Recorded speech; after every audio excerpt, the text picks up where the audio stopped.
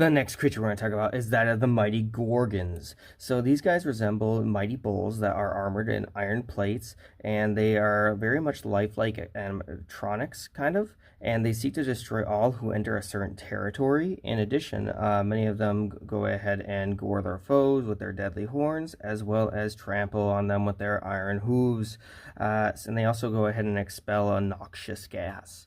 So they're usually created by magic casters who want guardians for certain areas, and it's very labor intensive as well as dangerous for that caster.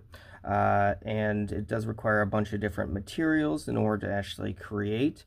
And when they do create them, they often actually enchant them to ignore those who confront them with magical items specific to prevent them from being attacked, or like a specific keyword or something like that. So you could go ahead and have them ignore you if you knew that keyword or had that magical item.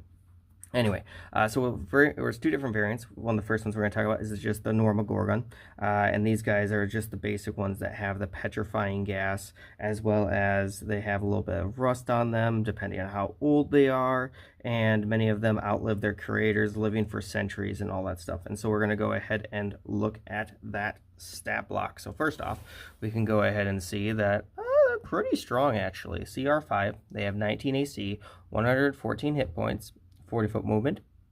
They also have, I guess just +7 to perception, not the greatest, but hey, they do have that gore attack, which I talked about earlier, which is average damage 18, not too bad, and it does knock a prone, so that's pretty good.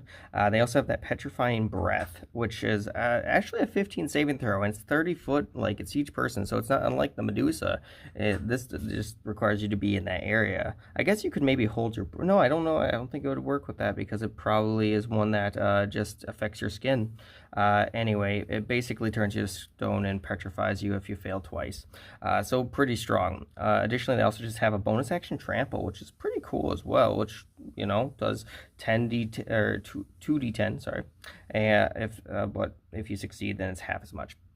But overall, guys, I would definitely use these in my campaign, especially if your party is going into some sort of evil dungeon or something like that. Or maybe even just maybe in a forest. That'd be kind of cool, like one that is guarding a forest that people just disappear in. And I would probably use them at level 5, just because that petrifying is very crazy. Anyway, kind of crazy, kind of cool. Consider using them in your campaigns.